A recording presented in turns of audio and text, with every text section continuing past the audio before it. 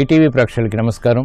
త్రిభువన schedules of శుభమస్తు కార్యక్రమానికి స్వాగతం. ఈనాడు శుభమస్తు కార్యక్రమంలోని గ్రహఫల మంచంలో గ్రహాల యొక్క స్థితిగతులు, వాటి యొక్క శుభాశుభ ఫలితాల గురించి పరిశీలిద్దాం. అలాగే ఈరోజు 12 రాశుల వారికి ఏ సంఖ్యలు కలిసి వస్తాయి, రంగుల యొక్క ప్రాధాన్యత. ఈరోజు గురువారం లేదా లక్ష్మీవారం, శ్రీ షిరిడి సాయిబాబాకి చాలా ప్రీతికరమైనటువంటి రోజు. మరి భక్తులు 12 రాశుల వారు శ్రీ షిరిడి సాయిబాబాని ఎటువంటి ప్రక్రియలతో పూజించాలి అనేటువంటి అంశంతో పాటు 4వ తేదీన జన్మించిన వారి యొక్క లక్షణాలు ఎలా ఉంటాయి, వారు అభివృద్ధికి ఎటువంటి ప్రక్రియలు చేపట్టాలి అనేటువంటి విషయాలు, పుట్టినరోజు అదృష్ట భాగ్యం అనేటువంటి శీర్షికలో పరిశీలిద్దాం. ముఖ్యంగా 12 రాశుల వారు ఈ రోజు చేపట్టవలసినటువంటి కార్యక్రమాలు ఏమిటో కూడా తెలుసుకుందాం. ముందుగా నేటి పంచాంగ వివరాలు. శ్రీ దుర్ముఖి నామ సంవత్సరం భాద్రపద మాసం దక్షిణాయనం వర్ష ఋతువు. ఈరోజు భాద్రపద బహుళ చతుర్దశి, మాస శివరాత్రి, చాలా ముఖ్యమైనటువంటి పర్వదినం. ఈరోజు చేసేటువంటి ఈశ్వరాభిషేకం గ్రహ ప్రతికూలతని దూరం చేస్తుంది. వారం లక్ష్మీవారం లేదా గురువారం. ఈరోజు చేపట్టేటువంటి ఆధ్యాత్మిక కార్యక్రమాలు ఏకాదశి పూర్వక రుద్రాభిషేకం, శనగలు దానం, బృహస్పతి జపం ఉత్తమ ఫలితాన్ని కలిగిస్తుంది. బృహస్పతి ద్వారా ఏర్పడేటువంటి ప్రతికూలతని దూరం చేస్తుంది. ఈరోజు నక్షత్రం పుబ్బా నక్షత్రం. ఈ నక్షత్రంలో ఈరోజు పుట్టేటువంటి వారికి ఏ పాదంలో పుట్టినప్పటికీ కూడా సామాన్య శాంతి తప్పనిసరి. పుబ్బా నక్షత్రంలో ఈరోజు పుట్టేటువంటి వారికి శుక్ర మహాదశతోటి ప్రారంభమవుతుంది. ప్రస్తుతం శుక్రుడు యొక్క స్థితి స్వక్షేత్ర స్థితి, తులాక్షేత్ర స్థితి. ఇది మంచి యోగాన్ని కలిగించడంలో సమర్థత కలిగి ఉంది. ఈరోజు లక్ష్మీవారం లేదా గురువారం, మాస శివరాత్రి. ఈశ్వరాభిషేకం సకల శుభాన్ని కలిగిస్తుంది. గ్రహాల ద్వారా ఏర్పడేటువంటి ప్రతికూలతని దూరం చేస్తుంది. శుభమస్తు వీక్షిస్తున్నటువంటి ప్రేక్షకులందరికీ ఈశ్వరానుగ్రహం కలగాలని ప్రార్థిద్దాం. ప్రభుం ప్రాణనాథం విభుం విశ్వనాథం జగన్నాథనాథం సదానందభాజం భవద్భవ్యభూతేశ్వరం భూతనాథం శివం శంకరం శంభుమీశానమీడే గళేరుండమాలం తనౌ సర్పజాలం మహాకాలకాలం గణేశాదిపాలం జటాజూత గంగోత్తరం గైర్విశిష్యం శివం శంకరం శంభుమీశానమీడే ముదామాకరం మండనం మండయంతం మహామండలం భస్మభూషాధరంతం అనాదిం హ్యపారం మహామోహమారం శివం శంకరం శంభుమీశానమీడే. ఇప్పుడు 12 రాశుల వారికి ఏర్పడేటువంటి శుభాశుభ ఫలితాన్ని పరిశీలిద్దాం. ముందుగా మేషరాశి. ఈరోజు మేషరాశి వారిని పరిశీలించినట్లయితే కోర్టు సంబంధిత వ్యవహారాల్లో చిరు సమస్యలు తలెత్తుతాయి. మిత్రులు శత్రువులు అవుతారు. చేపట్టేటువంటి కార్యక్రమాలపై శ్రద్ధ తప్పనిసరి. విద్యా సంబంధిత విషయాలు మాత్రం యోగిస్తాయి. కార్యక్రమ నిర్వహణలో ఏకాగ్రత తప్పనిసరి. పారిశ్రామిక రంగం వారికి తత్తరపాటు సంఘటనలు వృత్తిపరంగా చోటు చేసుకుంటే, వ్యాపార రంగం వారు ఆచితూచి ఆర్థికపరమైనటువంటి నిర్ణయాలు తీసుకోవాల్సినటువంటి ఆవశ్యకత ఉంటుంది. విద్యాపరమైనటువంటి వ్యవహారాల్లో విద్యార్థులకు ప్రోత్సాహం లభిస్తుంది. మహిళలకు ఆరోగ్యపరమైనటువంటి చిక్కులు ప్రారంభమవుతాయి. నూతన బాధ్యతలు న్యాయవాద వృత్తి వారు చేపట్టలేకపోతారు. కార్యక్రమ నిర్వహణలో సాఫ్ట్వేర్ రంగం వారికి ఆటంకాలు ఎదురవుతాయి. అభివృద్ధి కార్యక్రమాలపై స్థిరాస్తి రంగం వారికి చిరు సమస్యలు తలెత్తుతాయి. ఈ రోజు మీ అదృష్ట సంఖ్య 5. ఆకుపచ్చ వర్ణం రక్షణకి దోహదపడుతుంది. ప్రతికూల పరిస్థితులను దూరం చేస్తుంది. గురువారం సందర్భంగా ఈరోజు మేషరాశి వారు శ్రీ షిరిడి సాయిబాబాని తులసి దళాలతో పూజించడం ద్వారా ఆర్థిక వ్యవహారాల్లో మెరుగైనటువంటి మార్పులు చోటు చేసుకుంటాయి. విద్యా ప్రయత్నాలు ఈరోజు మీకు అనుకూలం. ఈరోజు వృషభ రాశి వారిని పరిశీలించినట్లయితే వాహన నిర్ణయాలు కలిసి వస్తాయి. చేపట్టేటువంటి కార్యక్రమాల్లో ప్రోత్సాహం లభిస్తుంది. నూతన బాధ్యతల్ని వేగవంతంగా ఆహ్వానించగలుగుతారు. ప్రతికూల పరిస్థితుల్ని అనుకూలంగా మరల్చుకోగలుగుతారు.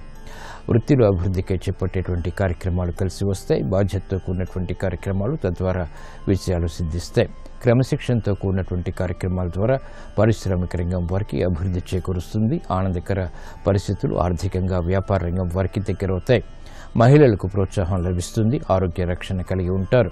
చేపట్టేటువంటి కార్యక్రమాలు విద్యార్థులకి అనుకూల పరిస్థితులను కలిగిస్తాయి. ఆనందకర పరిస్థితులు మహిళలకు ప్రోత్సాహాన్ని పెంచుతాయి. ఈ రోజు మీ అదృష్ట సంఖ్య 6. తెలుపు వర్ణం ప్రశాంతతను పెంచుతుంది. గురువారం సందర్భంగా ఈ రోజు వృషభ రాశి వారు శ్రీ షిరిడి సాయిబాబాని కనకాంబరాలతో పూజించడం ద్వారా గృహ సంబంధిత కార్యక్రమాల్లో విజయాలు సాధించగలుగుతారు. వాహన నిర్ణయాలు ఈరోజు మీకు లాభిస్తాయి. ఈరోజు మిథున రాశి వారిని పరిశీలించినట్లయితే ఆలోచన సంపత్తి కలిగి ఉంటారు. క్రియాశీలక నిర్ణయాల ద్వారా ఆశించినటువంటి ప్రయోజనాలు పొందగలుగుతారు. ఆర్థిక వ్యవహారాల్లో జాగ్రత్తతో కూడినటువంటి నిర్ణయాలు తప్పనిసరి. అభివృద్ధి కార్యక్రమాన్ని క్రమక్రమంగా పూర్తి చేయగలుగుతారు. ఆర్థిక అభివృద్ధికే చేపట్టేటువంటి కార్యక్రమాల్లో పారిశ్రామిక రంగం వారికి అనుకూల ప్రతికూల పరిస్థితులు కొనసాగుతాయి. చేపట్టేటువంటి కార్యక్రమాల్లో మహిళలకు ప్రోత్సాహం లభిస్తుంది. ఆరోగ్య విషయంలో మాత్రం జాగ్రత్తలు పాటించాలి. క్రమశిక్షణ విద్యార్థులకి తప్పనిసరి. విదేశీ సంబంధిత లావాదేవీలు సాఫ్ట్వేర్ రంగం వారికి కలిసి వస్తాయి. క్రీడా రంగం వారికి ప్రతికూల పరిస్థితులు ఉన్నప్పటికీ అనుకూలంగా క్రమక్రమంగా మరల్చుకోగలుగుతారు. ఈ రోజు మీ అదృష్ట సంఖ్య 1. ఎరుపు వర్ణం ధైర్యాన్ని కలిగిస్తుంది. గురువారం సందర్భంగా ఈరోజు మిథున రాశి వారు శ్రీ షిరిడి సాయిబాబాని మందారాలతో పూజించడం ద్వారా వేగవంతమైనటువంటి నిర్ణయాల ద్వారా విజయాలు సిద్ధిస్తాయి. విదేశీ లావాదేవీలు సంభాషణలు ఈరోజు మీకు అనుకూలం. ఈరోజు కర్కాటక రాశి వారిని పరిశీలించినట్లయితే రాజకీయ వ్యవహారాల్లో నెగ్గుకురాగలుగుతారు. కుటుంబ సభ్యుల మధ్య ఏర్పడినటువంటి విభేదాలు తగ్గుతాయి. వ్యవహారాల్లో ఏర్పడినటువంటి ప్రతికూలతని కూడా దూరం చేసుకోగలుగుతారు. కుటుంబ సభ్యులతో అనుబంధం పెరుగుతుంది. కార్యక్రమ నిర్వహణలో నైపుణ్యానికి చేసేటువంటి ప్రయత్నాలు కూడా లాభిస్తాయి. పారిశ్రామిక రంగం వారికి మెరుగైనటువంటి మార్పులకి చేసేటువంటి ప్రయత్నాల్లో ఆర్థిక ఖర్చులు పెరుగుతాయి. నూతన బాధ్యతలు వ్యాపార రంగం వారికి కూడా పెరుగుతాయి. కార్యక్రమ నిర్వహణలో విద్యార్థులకి ఆశించినటువంటి ఫలితాలు లభిస్తాయి. క్రమశిక్షణతో కూడినటువంటి కార్యక్రమాలు మహిళలకు తప్పనిసరి. ధైర్యంతో కార్యక్రమాలు చేపట్టినప్పటికీ ఆరోగ్య ప్రతికూలత ద్వారా ప్రతికూల పరిస్థితులు కూడా వెన్నంటి ఉంటాయి. ఈ రోజు మీ అదృష్ట సంఖ్య 2. తెలుపు వర్ణం ప్రశాంతతను పెంచుతుంది. గురువారం సందర్భంగా ఈరోజు కర్కాటక రాశి వారు శ్రీ షిరిడి సాయిబాబాని చామంతులతో పూజించడం ద్వారా శుభవార్తలు వింటారు. ప్రతికూల పరిస్థితులు కనుమరుగవుతాయి. ఆర్థిక లావాదేవీలు సంభాషణలు ఈరోజు మీకు ఊరట కలిగిస్తాయి. ఈరోజు సింహరాశి వారిని పరిశీలించినట్లయితే ప్రతికూల పరిస్థితుల్ని అనుకూలంగా మరల్చుకోగలుగుతారు. తెలివైనటువంటి నిర్ణయాల ద్వారా విజయాలు సాధించగలుగుతారు. కార్యక్రమ నిర్వహణలో ఆదాయాన్ని పెంపొందింప చేసుకునేటువంటి మార్గాలు సులభతరమవుతాయి. గతంలో కన్నా మెరుగైనటువంటి పరిస్థితులు వృత్తిపరంగా ఆనందాన్ని పెంచుతాయి. బలంతో కూడినటువంటి కార్యక్రమ నిర్వహణ తద్వారా విజయాలు ఆశించినటువంటి కార్యక్రమాల్లో పొందగలుగుతారు. నూతన కార్యక్రమాలు బాధ్యతలు పారిశ్రామిక రంగం వారికి కలిసి వస్తాయి. వ్యాపార రంగం వారికి ఆర్థిక సహాయ సహకారాలు లభిస్తాయి.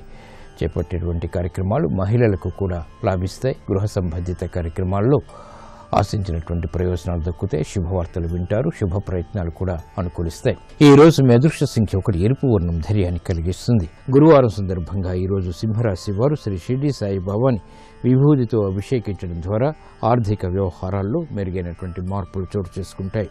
ఆర్థిక లావాదేవీలు సంభాషణలు ఈరోజు మీకు అనుకూలం.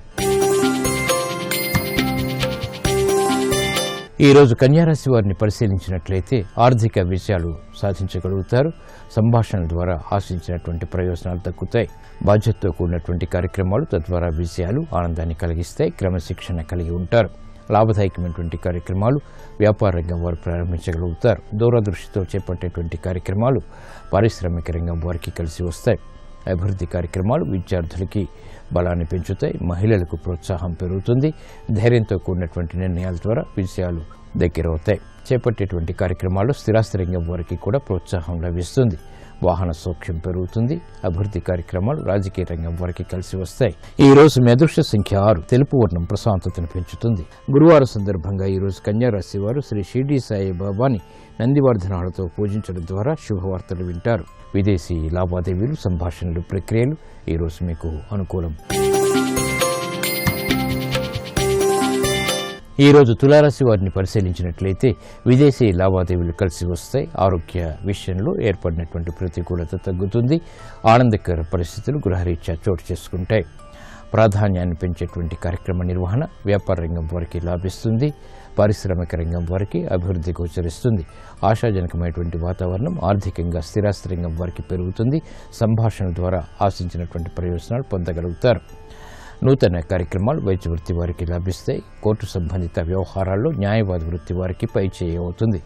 కార్యక్రమాలను వేగవంతంగా కార్మిక రంగం వారు పూర్తి చేయగలుగుతారు. అభివృద్ధి కార్యక్రమాల్లో క్రీడారంగం వారికి గుర్తింపు లభిస్తుంది. ఈ రోజు మీ అదృష్ట సంఖ్య 3 పసుపు వర్ణం త్వరితగతిని శుభాన్ని కలిగిస్తుంది. గురువారం సందర్భంగా ఈ రోజు తులారాశి వారు శ్రీ షిరిడి సాయి బాబాని గులాబీలతో పూజించడం ద్వారా మానసిక ధైర్యం పెరుగుతుంది. తద్వారా విజయాలు సిద్ధిస్తాయి. గృహ సంబంధిత కార్యక్రమాలు ఈ రోజు మీకు అనుకూలం. ఈ రోజు వృశ్చిక రాశి వారిని పరిశీలించినట్లయితే ఆర్థిక వ్యవహారాల్లో జాగ్రత్తతో కూడినటువంటి నిర్ణయాలు తప్పనిసరి. క్రమశిక్షణతో కూడినటువంటి కార్యక్రమాల ద్వారా మాత్రమే విజయాలు సాధించగలుగుతారు. విదేశీ సంబంధిత లావాదేవీల విషయంలో ఏర్పడినటువంటి పొరపాట్లు సవరించుకునేటువంటి అవకాశాలు దగ్గరవుతాయి. కార్యక్రమ నిర్వహణలో ఏర్పడినటువంటి ప్రతికూలతని అనుకూలంగా మరల్చుకునేటువంటి ప్రయత్నాలు ఉపశమనాన్ని కలిగిస్తాయి. పారిశ్రామిక రంగం వారు ఆర్థిక వ్యవహారాల్లో ఆచితూచి వ్యవహరించాలి. వ్యాపార అభివృద్ధికి చేపట్టేటువంటి కార్యక్రమాల్లో వ్యాపార రంగం వారికి ప్రతికూలత తగ్గుతుంది. క్రమశిక్షణ విద్యార్థులకి తప్పనిసరి. లాభదాయకమైనటువంటి కార్యక్రమాల్ని మహిళలు గృహరీత్యా చేపట్టగలుగుతారు. శుభవార్తలు వింటారు. అభివృద్ధి కార్యక్రమాల్లో స్థిరాస్తి రంగం వారికి మెరుగైనటువంటి మార్పులు చోటు చేసుకుంటాయి. ఈ రోజు మీ అదృష్ట సంఖ్య 1 ఎరుపు వర్ణం ధైర్యాన్ని కలిగిస్తుంది. గురువారం సందర్భంగా ఈ రోజు వృశ్చిక రాశి వారు శ్రీ షిరిడి సాయి బాబాని ఎర్రగన్నేరు పూలతో పూజించడం ద్వారా మానసిక వైషమ్యాలు కనుమరుగవుతాయి. ఆరోగ్య రక్షణ ఏర్పడుతుంది. ఉద్యోగ ప్రయత్నాలు ఈ రోజు మీకు అనుకూలం. ఈ రోజు ధనుసు రాశి వారిని పరిశీలించినట్లయితే ఆర్థిక వ్యవహారాల్లో మెరుగైనటువంటి మార్పులకే చేసేటువంటి ప్రయత్నాల్లో ప్రోత్సాహం లభిస్తుంది. ఉద్యోగ సంబంధిత కార్యక్రమాల్లో ఆశించినటువంటి ప్రయోజనాలు పొందగలుగుతారు. ఆగిపోయినటువంటి కార్యక్రమాలు పునఃప్రారంభించేటువంటి ప్రయత్నాలు ఉద్యోగపరంగా కలిసి వస్తాయి. నూతన బాధ్యతలు పెరుగుతాయి. అయినప్పటికీ సక్రమ నిర్వహణ కొనసాగించగలుగుతారు. గృహ సంబంధిత కార్యక్రమాల్లో చిరు సమస్యలు కొనసాగుతాయి. ఆర్థిక లావాదేవీల విషయంలో పారిశ్రామిక రంగం వారికి సమస్యలు ఎదురవుతాయి. అయినప్పటికీ నిలదొక్కుకోగలుగుతారు. అభివృద్ధి కార్యక్రమాలు స్థిరాస్తి రంగం వారికి కూడా ఊరట కలిగిస్తాయి. మహిళలకు ఆరోగ్య రక్షణ తప్పనిసరి. ఖర్చులు ఉక్కిరిబిక్కిరి చేస్తాయి. ఈ రోజు మీ అదృష్ట సంఖ్య 3 పసుపు వర్ణం త్వరితగతిని శుభాన్ని కలిగిస్తుంది. గురువారం సందర్భంగా ఈ రోజు ధనుసు రాశి వారు శ్రీ షిరిడి సాయి బాబాని సన్నజాజులతో పూజించడం ద్వారా ఆర్థిక అనిశ్చితి తొలగుతుంది. ప్రశాంతత పెరుగుతుంది. ఆరోగ్య పరీక్షలు ఈ రోజు మీకు మేలుని కలిగిస్తాయి. ఈ రోజు మకర రాశి వారిని పరిశీలించినట్లయితే ఆర్థిక చిరాకులు ఉన్నప్పటికీ నెట్టుకు రాగలుగుతారు. ప్రయాణాల విషయంలో జాగ్రత్తలు వహించాలి. మాతృ సంబంధిత కార్యక్రమాల్లో ఆటంకాన్ని చూస్తారు. నూతన కార్యక్రమాలు వృత్తిపరంగా చేపట్టగలుగుతారు. అయినప్పటికీ చిరు ఆందోళన కొనసాగుతుంది. కార్యక్రమాలను వేగవంతంగా పూర్తి చేయగలుగుతారు. అభివృద్ధి కార్యక్రమాల్లో పారిశ్రామిక రంగం వారికి చేయూత లభిస్తుంది. వ్యాపార రంగం వారికి ఆర్థిక సహాయ సహకారాలు పొందగలుగుతారు. క్రమశిక్షణ గృహరీత్యా మహిళలకు ప్రోత్సాహాన్ని పెంచుతుంది. బలంతో కూడినటువంటి కార్యక్రమాల ద్వారా రాజకీయ రంగం వారికి అభివృద్ధి గోచరిస్తుంది. సునాయాస విజయాలు విద్యార్థులు సాధించగలుగుతారు. స్థిరాస్తి రంగం వారికి కూడా మెరుగైనటువంటి పరిస్థితులు తారసపడితే అదృష్ట సంఘటనల్ని ఆహ్వానించగలుగుతారు. ఈ రోజు మీ అదృష్ట సంఖ్య 6 ఎరుపు వర్ణం ధైర్యాన్ని కలిగిస్తుంది. గురువారం సందర్భంగా ఈ రోజు మకర రాశి వారు శ్రీ షిరిడి సాయి బాబాని విభూతితో అభిషేకించడం ద్వారా వేగవంతమైన ఆర్థిక విజయాలు సాధించగలుగుతారు. ఆర్థిక ప్రయత్నాలు ఈ రోజు మీకు అనుకూలం. ఈ రోజు కుంభరాశి వారిని పరిశీలించినట్లయితే ఆర్థిక వ్యవహారాల్లో జాగ్రత్తలు వహించాలి. ఉద్యోగరీత్యా ఏర్పడినటువంటి ప్రతికూల పరిస్థితులు కొనసాగుతాయి. చేపట్టేటువంటి కార్యక్రమాలపై ఏకాగ్రత తప్పనిసరి. గృహపరమైనటువంటి నిర్ణయాల ద్వారా ఏర్పడినటువంటి ప్రతికూలత ప్రబలమవుతుంది. సంబంధ బాంధవ్యాల విషయంలో కూడా జాగ్రత్తలు పాటించాలి. పారిశ్రామిక రంగం వారికి ప్రతికూల పరిస్థితులు, ఆటంకాలు, విఘ్నాల్ని చవిచూసేటువంటి సంఘటనలు చోటు చేసుకుంటాయి. క్రమశిక్షణతో కూడినటువంటి కార్యక్రమాలు వ్యాపార రంగం వారికి తప్పనిసరి. ఓర్పుతో కూడినటువంటి కార్యక్రమాల ద్వారా మహిళలు గృహపరంగా విజయాలు సాధించగలుగుతారు. ఆరోగ్యపరమైనటువంటి ఖర్చులు పెరుగుతాయి. నూతన బాధ్యతలు పారిశ్రామిక రంగం వారికి పెరుగుతాయి. ఈ రోజు మీ అదృష్ట సంఖ్య 5 ఆకుపచ్చ వర్ణం రక్షణకి దోహదపడుతుంది. గురువారం సందర్భంగా ఈ రోజు కుంభరాశి వారు శ్రీ షిరిడి సాయి బాబాని మందారాలతో పూజించడం ద్వారా ఆర్థిక వ్యవహారాల్లో అనిశ్చితి తగ్గుతుంది. కార్యక్రమాల్లో కార్యసిద్ధి ఏర్పడుతుంది. ఆరోగ్య పరీక్షలు ఈ రోజు మీకు మేలుని కలిగిస్తాయి. ఈ రోజు మీనరాశి వారిని పరిశీలించినట్లయితే శుభవార్తలు వింటారు. చేపట్టేటువంటి కార్యక్రమాలు గృహపరంగా లాభిస్తాయి. ఆశించినటువంటి ప్రయోజనాలు ఆర్థికంగా దగ్గరవుతాయి. వృత్తిలో అభివృద్ధి గోచరిస్తుంది. ప్రగతితో కూడినటువంటి కార్యక్రమాల ద్వారా విజయాలు తథ్యం. ఆశించినటువంటి ప్రయోజనాలు ఆర్థిక వ్యవహారాల్లో పారిశ్రామిక రంగం వారికి కలిసి వస్తాయి. వ్యాపార అభివృద్ధి వ్యాపార రంగం వరకు కొనసాగుతుంది. విద్యార్థులకి శుభ సంఘటనలు చోటు చేసుకుంటే బుద్ధి సూక్ష్మత పెరుగుతుంది. కార్యక్రమాలని మహిళల గృహరీత్యా వేగవంతంగా చేపట్టగలుగుతారు. శుభ పరిణామాలని ఆహ్వానించగలుగుతారు. నూతన బాధ్యతలు స్థిరాస్తి రంగం వారికి పెరుగుతాయి. అయినప్పటికీ సక్రమ నిర్వహణ కొనసాగించగలుగుతారు. ఈ రోజు మీ అదృష్ట సంఖ్య 1 ఎరుపు వర్ణం ధైర్యాన్ని కలిగిస్తుంది. గురువారం సందర్భంగా ఈ రోజు మీనరాశి వారు శ్రీ షిర్డీ సాయిబాబాని నందివర్ధనాలతో పూజించడం ద్వారా శుభ పరిణామాలు చోటు చేసుకుంటే సఖ్యత పెరుగుతుంది. గృహ సంబంధిత కార్యక్రమాలు ఈ రోజు మీకు లాభదాయకం.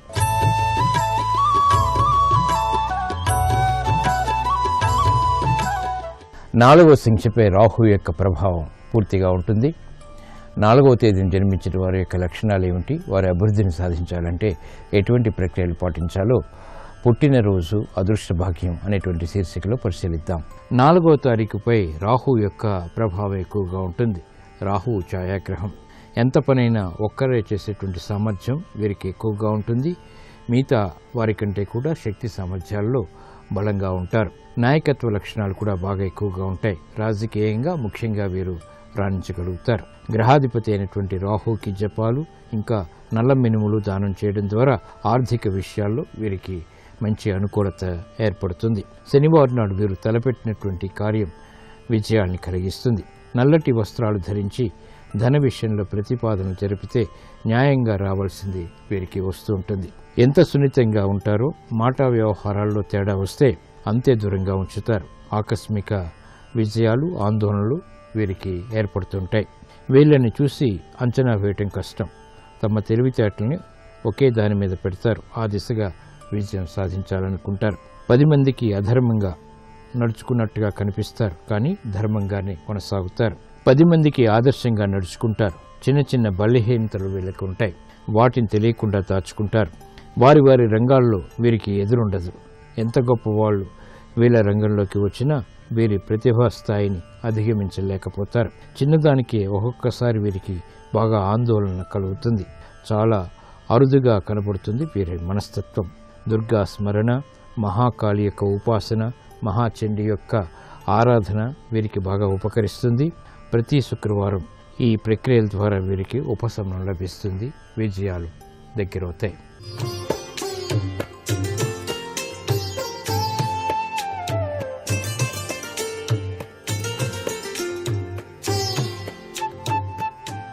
XXX డిటర్జెంట్ సోప్ శుభమస్తు కార్యక్రమంలో గృహబలం అంశానికి స్వాగతం.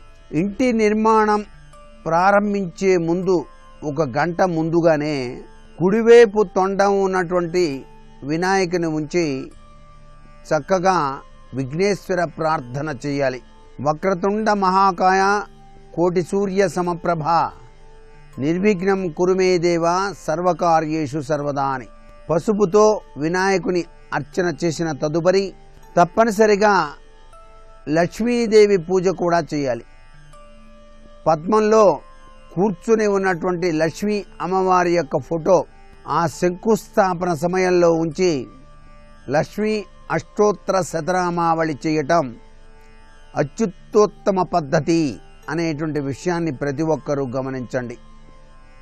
తరువాత మండపారాధన, అష్టదిశలకు చక్కటి పూజాది కార్యక్రమాన్ని నిర్వహించిన తదుపరే శంకుస్థాపన ముహూర్తానికి ఆ యొక్క చండ్రకర్రతో చేసినటువంటి శంఖును ఉంచి వివిధ రకాలైనటువంటి నవరత్నాలు, బంగారం, వెండి, నవధాన్యాలు, ఆవు పాలు ఇవన్నీ కూడాను ఆ యొక్క శంఖుపై ఉంచి తదుపరే ఈ యొక్క కార్యక్రమం అంతా కూడాను పూర్తి చేస్తాం. ఇక్కడ మనం గుర్తుపెట్టుకోవాల్సింది అష్టదిశల యందు గృహ నిర్మాణం ఏ విధంగా జరిగి తీరుతుంది, ఆ గృహంలో ఏవి ఎటువైపు ఉంటే సర్వ సంపదలు కూడాను లభ్యపడతాయి.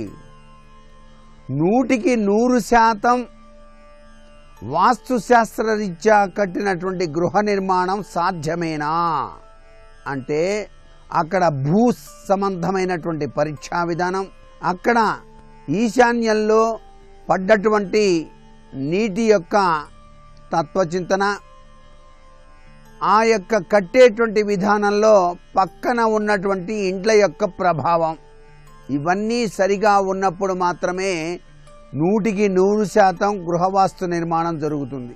గృహవాస్తు మానవ జీవితం మీద పరిపూర్ణమైనటువంటి తత్వాన్ని ప్రసాదించేది 70% వరకు చెప్పవచ్చు. ఇక్కడ తూర్పు దిశ అనేటువంటిది ఉంది. ఈ దిశలో స్నాన గృహంలో బావి, బోరింగు వగైరాలు చాలా మంచివిగా మనకు వాస్తుశాస్త్రం తెలియజేస్తోంది.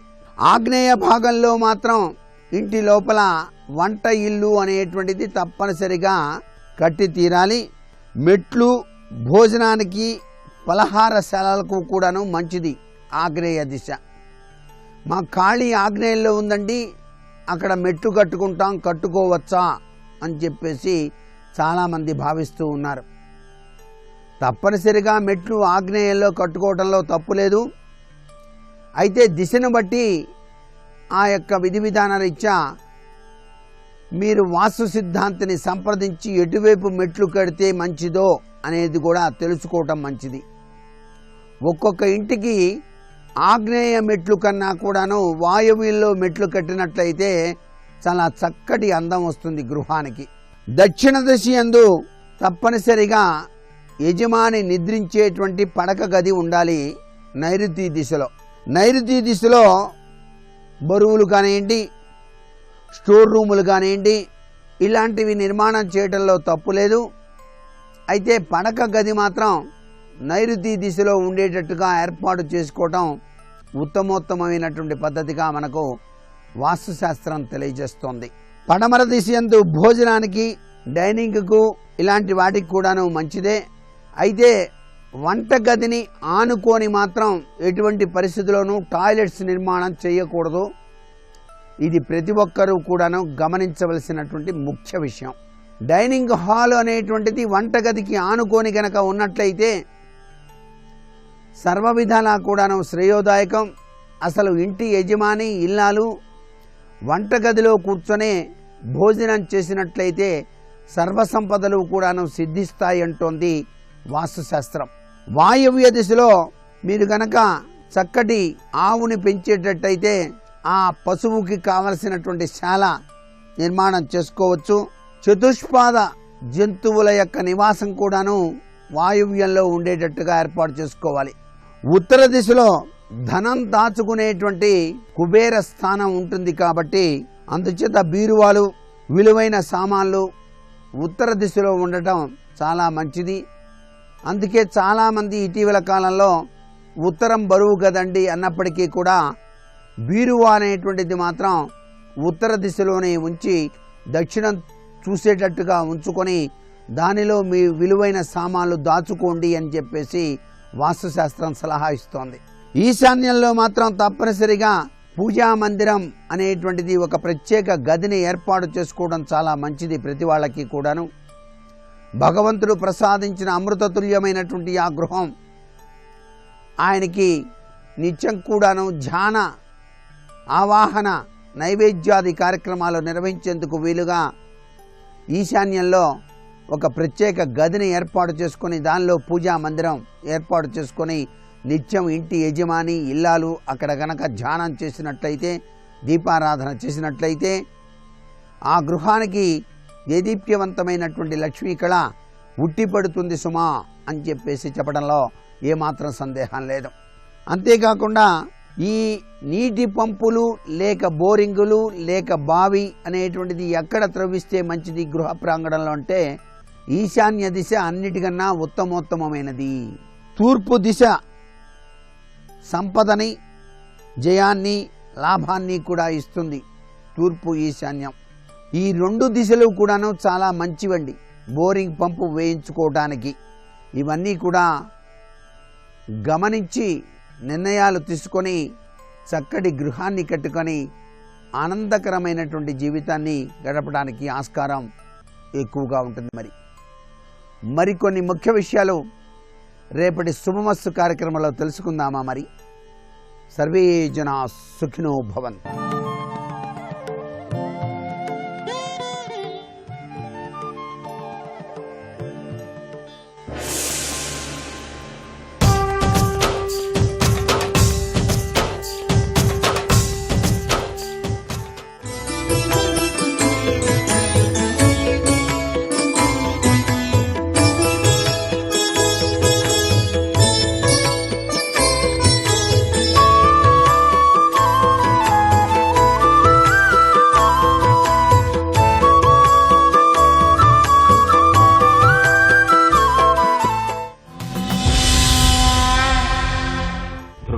ధృతరాష్ట్రుడితో విదురుడు హితవాక్యాన్ని పలుకుతున్నాడు.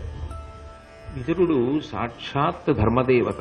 అందుకే విదురుడి నోటి వెంట వచ్చేటటువంటి హితోపదేశం ఏదుంటుందో దానికి దేశముతోటి కాలముతోటి సంబంధం ఉండదు.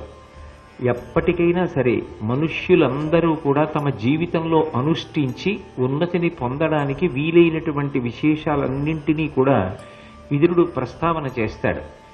వాటిని ఎంత బాగా అర్థం చేసుకుని ఎంత బాగా అనుష్ఠాన పర్యంతంలోకి తెచ్చుకుంటే మనిషి అంత అభ్యున్నతిని పొందుతాడు.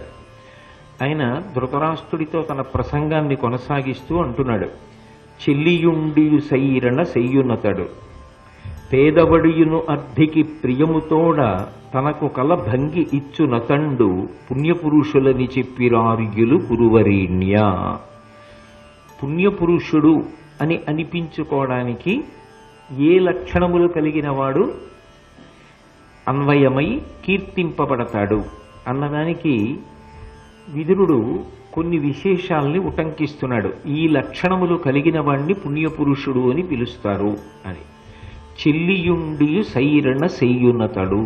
మొట్టమొదట ఉండేటటువంటి లక్షణం ఏమిటి అంటే ఆయనకి విశేషమైనటువంటి పరాక్రమముండి, తేజస్సుండి, వీర్యవంతుడై తాను ఎదురు నిలబడినటువంటి ప్రత్యర్థిని దునుమాడగలిగినటువంటి శక్తి కలిగినవాడైనప్పటికీ కూడా ఆ ఎదురుగుండా నిలబడినటువంటి వ్యక్తి బుద్ధి మార్చుకుని తాను చేసింది పొరపాటు అని తెలుసుకుని క్షమాపణ కోరితే మాత్రం ఇక మళ్ళీ అతని జోలికి వెళ్ళడు. సరికదా, మనసులో కూడా ఇక శత్రుభావన ఉంచుకోకుండా పరమ మిత్రభావనతో మెసలుతాడు. తప్పించి ఒకసారి బుద్ధి యందు పరితాపం ఏర్పడి పశ్చాత్తాపము కలిగి చేసిన దోషమును గుర్తించి నేను జీవితంలో మారుతున్నాను అని చెప్పి క్షమాపణ వేడినటువంటి వ్యక్తి ఇతపూర్వం ఎన్ని తప్పులు చేసినవాడు కానివ్వండి, అటువంటి వాణ్ణి మాత్రం ఏ కారణము చేత కూడా నిహతుణ్ణి చెయ్యరు. అతన్ని పరాభవం చేసేటటువంటి ప్రయత్నం చెయ్యరు. నన్ను క్షమించండి అని త్రికరణ శుద్ధిగా మనసు మారి అడిగినటువంటి వ్యక్తి ఎడల ఉత్తర క్షణంలో సౌహార్ద్రభావనని పొందుతారు. శ్రీరామాయణంలో రామచంద్రమూర్తి నరుడిగా వచ్చినటువంటి అవతారం, రాముడు భగవంతుడు అని ఆలోచన చేస్తే అసలు రామాయణ కావ్యానికి అర్థం ఉండదు. సరికదా, అసలు రామాయణాన్ని చదివినప్పుడు దాన్ని మనుష్య జీవితానికి అన్వయం చేసుకోవడానికి అవకాశం ఏర్పడదు. రాముడు ఏది చేసినా రాముడు భగవంతుడు కాబట్టి చేశాడు అని మనసు సరిపెట్టుకుంటే ఇక రాముడు ఆ పరిస్థితులలో ఇలా చేశాడు కాబట్టి మనం కూడా రాముడిలా ఇలా చెయ్యాలి అనేటటువంటి ఆలోచన వచ్చే అవకాశం ఉండదు. రాముడు కేవలం నరుడిగానే ప్రవర్తించాడు. అందుకే వాల్మీకి మహర్షి ఆశ్రమానికి నారదుడు వెళ్ళినప్పుడు వాల్మీకి అడిగింది కూడా ఇప్పుడు భూమి మీద నడయాడుతున్నటువంటి భగవంతుడి యొక్క అవతారమేది అని అడగలేదు. ఈ కాలమునందు 16 గుణములు పరిపూర్ణంగా కలిగినటువంటి నరుడు ఎవరైనా ఉన్నాడా అని అడిగాడు.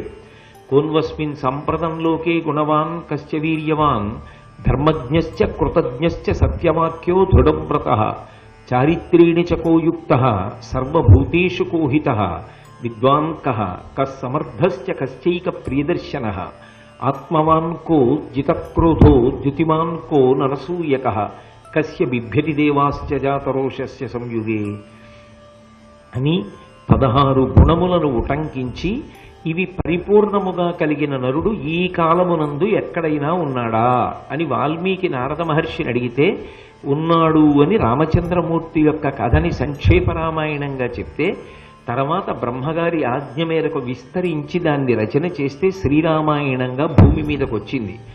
అంటే భగవంతుడు నరుడిగా వచ్చినప్పుడు ప్రకటనం చేసినటువంటి చాలా గొప్ప గుణాలలో ఒకటి ఏది అంటే త్రికరణ శుద్ధిగా మారి ఇత పూర్వం నేను చేసినవన్నీ దోషములే కావచ్చు, ఇప్పుడు నేను పశ్చాత్తాపం చెందుతున్నాను. ఏదో నోటి మాటగా అనడం కాదు, నిజంగా లోపల మార్పు వచ్చి క్షమాపణ కోరిన వాడెవరైనా ఉంటే, రాముడన్న చాలా పెద్ద మాట ఏమిటంటే అది మనుష్యుడే కావక్కర్లేదు, ఏ ప్రాణి అయినా సరే సకృదేవ ప్రపన్నాయ తవాస్మీతి చయాచతే అభయం సర్వభూతేభ్యో దదామ్యే తద్వ్రతం మమ అన్నాడు. యుద్ధకాండలో ఆయన యొక్క ప్రతిజ్ఞ సకృదేవ ప్రపన్నాయ తవాస్మీతి చ యాచతే, నేను నీకు చెందినవాడను, నేను ఇత పూర్వం ఏం చేశానన్న దానితో సంబంధం లేదు, నువ్వు నన్ను క్షమించు అని ఎవరైనా నా దగ్గరికి వచ్చి అనగలిగితే ఉత్తర క్షణంలో వాళ్ళని నేను క్షమించి నావాడిగా స్వీకరిస్తాను అన్నాడు. ఎందుకు అలా స్వీకరించడం? అంత శక్తి కలిగిన వాడు తప్పు చేసిన వాడికి దండన ఎందుకు వెయ్యడు అంటే, దండన వెయ్యడం గొప్ప కాదు, మార్పు చెందినప్పుడు పశ్చాత్తాపాన్ని మించినటువంటి గొప్ప మార్పు లోకంలో ఇంకొకటి ఉండదు. ఆ పశ్చాత్తాపాన్ని పొందిన వాడిని శిక్షించకుండా సన్మార్గంలో నడవడానికి అవకాశం ఇవ్వాలి. అది ధర్మాలలో కల్లా ఉత్తమమైనటువంటి ధర్మం.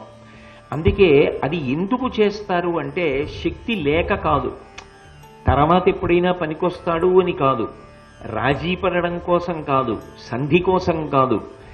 అవతలవాడు ఏ పేరు పెట్టుకునైనా రానివ్వండి, ఒకవేళ క్షమాపణ చెప్పడం గౌరవం కాదని చెప్పి ఏదో పెద్ద మాటలు వాడితే బాగుంటుందని సంధి ప్రయత్నాలు, రాజీ ప్రయత్నాలు అని ఏ మాటలు చెప్పనివ్వండి. తాను మాత్రం ఉదార బుద్ధితో క్షమించి అవతలవాడు పశ్చాత్తాపాన్ని పొందిన తరువాత ఉత్తమ గుణములను సంతరించుకొని ధార్మికమైన జీవితాన్ని గడపడానికి కావలసిన అవకాశాన్ని అనుగ్రహిస్తారు. ఎందుకు అనుగ్రహిస్తారు అంటే వాళ్ళకి ధర్మము మీద ఉన్నటువంటి నమ్మకం.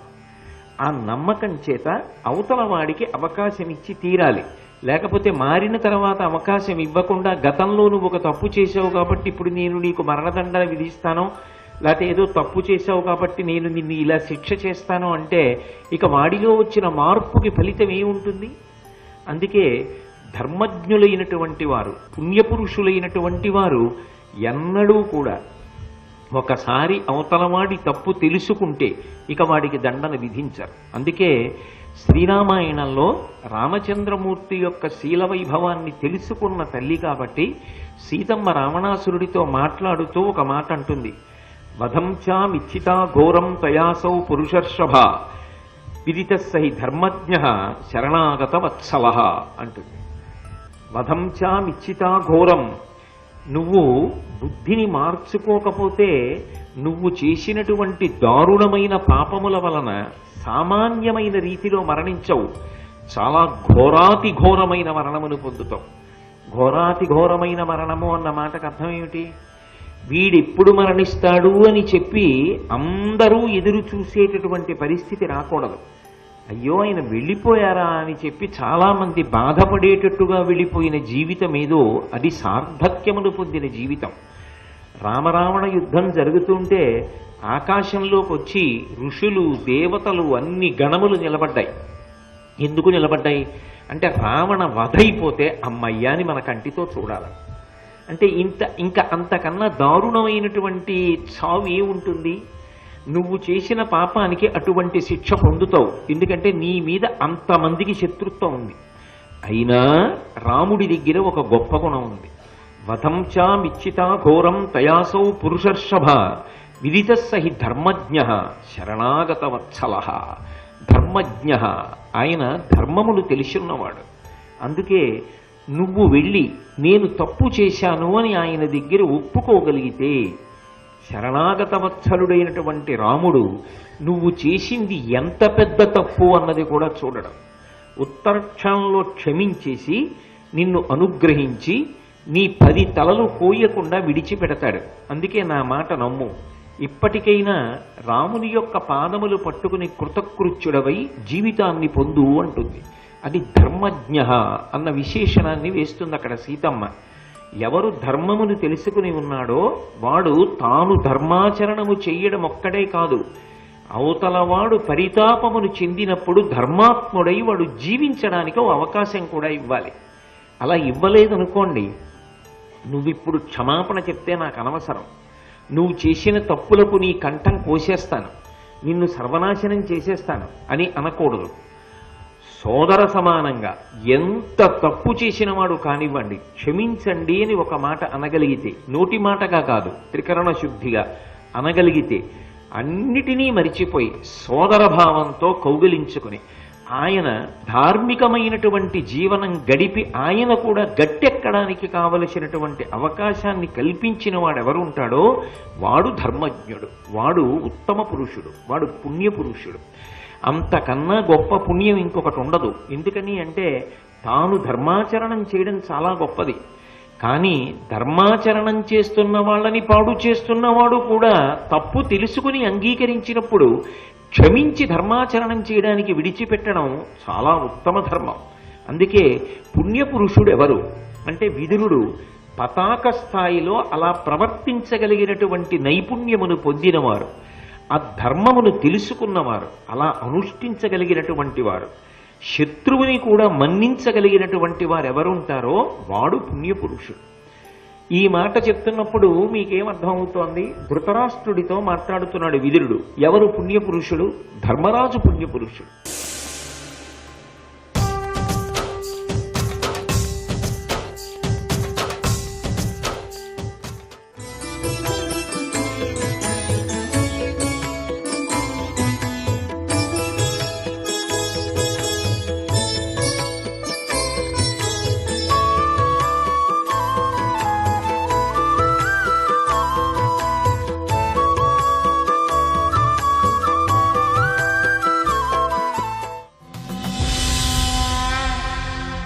యథార్థానికి ధర్మరాజు గారి యొక్క భార్య, పాండవుల యొక్క ధర్మపత్ని అయినటువంటి ద్రౌపదీదేవి దుస్సలకి భర్త కనుక సైంధవుడికి చెల్లెలవుతుంది. అయినా సరే నాకు సోదరి అని కూడా చూడకుండా ఆమెని కామంతో చెరపట్టడానికి ప్రయత్నం చేసినటువంటి సైంధవుణ్ణి కూడా భీముడు అర్జునుడు చాలా కోపంతో వెళ్ళి పట్టుకోవడానికి ప్రయత్నం చేస్తుంటే చుట్టరికాన్ని చెప్పి చంపవద్దు అన్నాడు. ఆయన వచ్చి చేతులు కట్టుకు నిలబడితే భీముడు అప్పటికే ప్రతికృతి చేసి ఉంటే చంపకుండా విడిచిపెట్టాడు. అర్జునుడు సైంధవుణ్ణి చంపడానికి ప్రతిజ్ఞ చేసినప్పుడు కూడా అన్నయ్య నీ కాళ్ళు పట్టుకున్నా, నా కాళ్ళు పట్టుకున్నా, కృష్ణుడి కాళ్ళు పట్టుకున్నా, యుద్ధభూమిని విడిచిపెట్టి వెళ్ళిపోయినా నేను మాత్రం అతని జోలికి వెళ్ళను. ఇవేవీ కాదని యుద్ధరంగంలో నిలబడితే మాత్రం సంహారం చేస్తానన్నాడు. అంటే ఎన్ని అవకాశాలు ఇచ్చాడు మారడానికి. ఉత్తమ పురుషుల యొక్క లక్షణం ఏమిటంటే అవతలవాడు తప్పు చేశాడు అని శిరచ్ఛేదం చెయ్యరు. అలా చేయడం కన్నా అవతలవాడు మారడానికి అవకాశం ఇస్తాడు.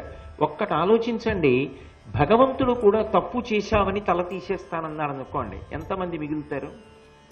కానీ ఆయన నిరంతరం మారడానికి అవకాశాలు ఇస్తూనే ఉంటాడు. భగవత్ తత్వాన్ని సంతరించుకున్నటువంటి పెద్దలు పుణ్యపురుషులైన వాళ్ళు ఎన్ని పుణ్యాలు చేశారు కాదు, వాళ్ళకి అసలు ధర్మం అర్థమైంది. అవతలవాడంత తప్పు చేసినా మన్నించగలిగిన విశాల హృదయం, వాడు మళ్ళీ ధర్మంగా బ్రతకడానికి అవకాశం కల్పించేస్తారు. అందుకే వాళ్ళు ఉత్తమ పురుషులై ఉన్నారు. అంత గొప్పవారైనటువంటి ఉత్తమ పురుషుల జోలికి వెళ్ళడం ఎంత ప్రమాదాన్ని కొని తెచ్చుకోవడం అవుతుంది. కాబట్టి ఉత్తమ పురుషుడి చేత క్షమాపణ పొందడం సిగ్గుపడడానికి లక్షణం కాదు. ఆయన చేత క్షమాభిక్ష పొందాను, ఇక నా జీవితాన్ని మార్చుకుంటున్నాను, ఆయనకే నేను అంతేవాసిత్వం చేస్తాను అని చెప్పి అంతేవాసిత్వం చెయ్యగలిగినటువంటి లక్షణాన్ని పొంది ఉండడం ఉంటుందే, అది చాలా చాలా గొప్ప లక్షణం.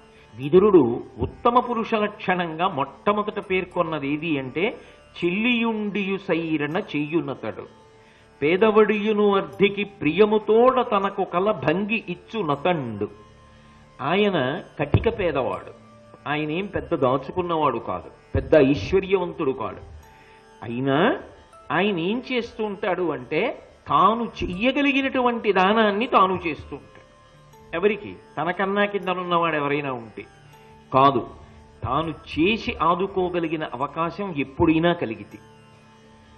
అంటే ఏమిటి అర్థమైంది మీకు దాని వలన?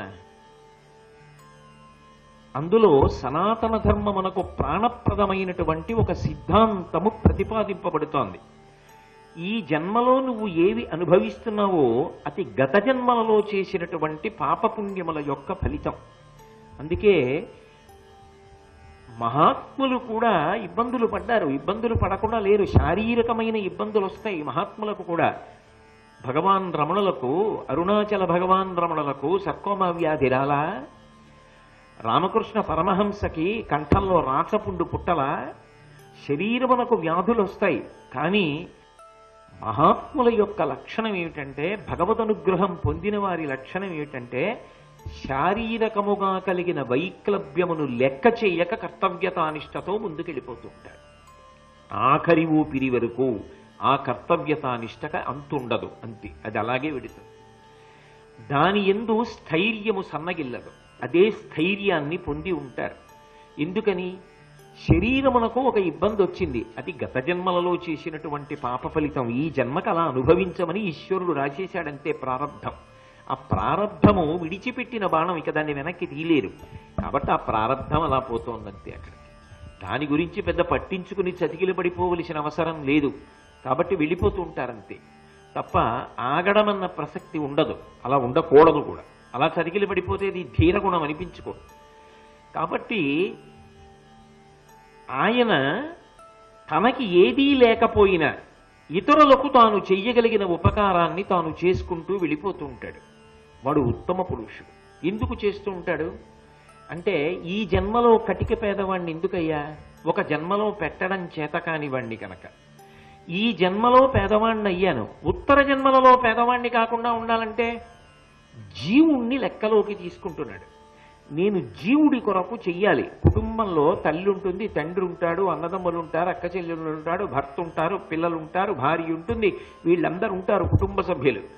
ఉన్న అక్కడ వరకే లెక్క పెట్టుకున్నవాడు జీవితంలో ఉద్ధరణని పొందడం సాధ్యం కాదు. ఎందుకని అంటే ఉత్తర జన్మలకు కావలసినటువంటి మూట సిద్ధం చేసుకోలేడు.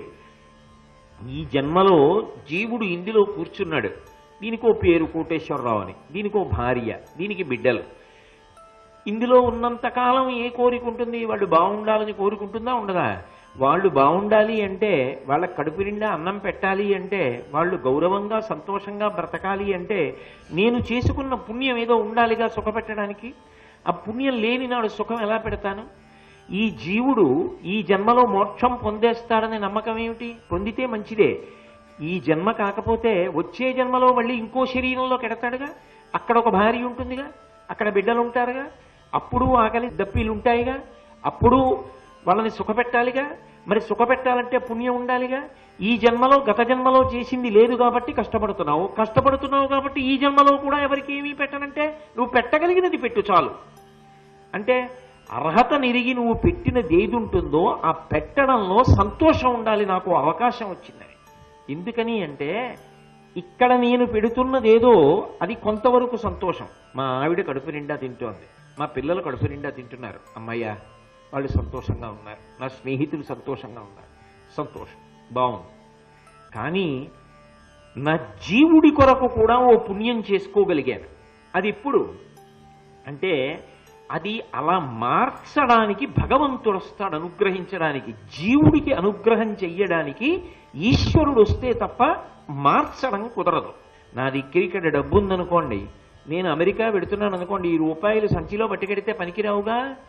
నేను బ్యాంకుకు వెళ్ళి విదేశీ మారక ద్రవ్యం ఇచ్చేటటువంటి చోటుకెళ్ళి ఇక్కడ పట్టుకెళ్ళిన రూపాయల్ని డాలర్లుగా మార్చుకుని అమెరికా పెడితే ఆ డాలర్ ఇస్తే ఓటీ ఇస్తాడు.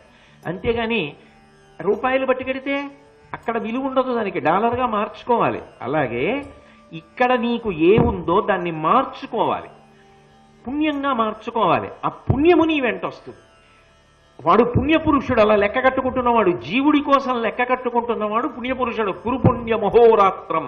దానికి కాలనీయతి లేదు. రాత్రి పగలు ఎప్పుడు అవకాశం వస్తే అప్పుడు చేసుకో. అది ఎవరివ్వాలి అంటే, నేను వెతుక్కుంటే దొరకదు, భగవంతుడివ్వాలి. భగవంతుడు అతిథి రూపంలోనో ఆర్తి పొందిన వాడి రూపంలోనో మన ఇంటికి వస్తాడు. వచ్చాడు అంటే దాని అర్థం ఏమిటంటే, భగవంతుడు ఒక గొప్ప అవకాశాన్ని ఇచ్చాడు అని గుర్తు. అందుకే మీకు ఏ ఇతర విశ్వాసమునందు కనపడనిది సనాతన ధర్మమునందు మాత్రమే కనపడేది ఒక గొప్ప విశేషం ఉంటుంది. సాధారణంగా లోకంలో ఒకడికి అవసరం ఉంది, ఒకడికి అవసరం తీర్చగలిగిన శక్తి ఉంది, ఒకడికి బట్ట లేదండి, లేకపోతే చినిగిపోయిన బట్ట ఉంది, వాడికి ఓ మంచి బట్ట కావాలి. ఓ బట్టలున్నవాడు ఈ కొత్త పంచెల చాపు నువ్వు తీసుకోబోయి అని ఇచ్చాడు.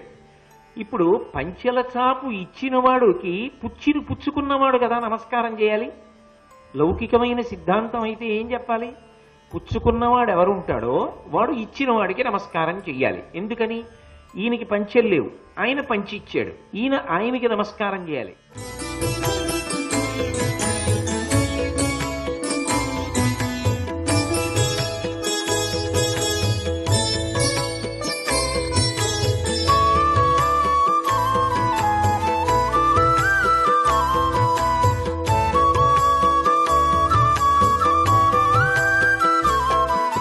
సర్వం శ్రీ ఉమామహేశ్వర పరబ్రహ్మార్పణమస్తు.